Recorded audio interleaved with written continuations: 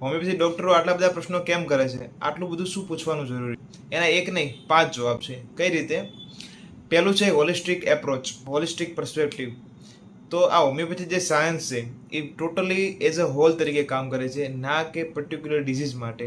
As a hall તમારો state છે એ consider કરવામાં આવે છે. એમાં તમારી ભૂખ, તરસ, તમારું સ્લીપ સાયકલ્સ, તમારી એનર્જી લેવલ્સ ને બધું કન્સિડર કરવામાં આવે છે. એટલા માટે બધી દિશાઓમાંથી અમારે માહિતી ભેગી કરવી જરૂરી બને છે. બીજો જવાબ છે ઇન્ડિવિજ્યુઅલાઇઝેશન ઓફ ટ્રીટમેન્ટ. હોમિયોપેથી ટ્રીટમેન્ટ છે એ પર્ટિક્યુલર પેશન્ટને ઇન્ડિવિજ્યુઅલાઇઝ તરીકે જોવે છે. ઇન્ડિવિજ્યુઅલાઇઝ કેવી રીતે? તમને એલર્જી છે અને બીજા વ્યક્તિને એલર્જી, તો બંનેને દવા અલગ અલગ હશે.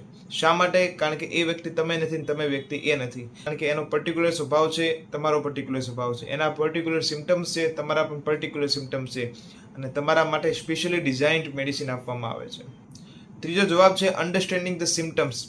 સિમ્ટમોલોજી એવી વસ્તુ છે જે હોમિયોપેથીમાં ડિટેલ્ડ રીતે ક્વેશ્ચન કરવામાં આવે છે, એનું ક્રોસ એક્ઝામિનેશન કરવામાં આવે છે, એને ઓબ્ઝર્વેશન કરવામાં આવે છે, બીજા રિલેટિવ સાથે એને ક્રોસ રેફરન્સ સાથે મેચ કરવામાં આવે છે, અને ફેશિયલ એનાલિસિસ કરવામાં આવે છે, તમારી વ્યવહારની ઢબ જોવામાં આવે છે, તમે નોર્મલ રિસ્પોન્સ કેવો છે એ જોવામાં આવે છે. ચોથી વસ્તુ છે કે કોન્સ્ટિટ્યુશનલ એપ્રોચ.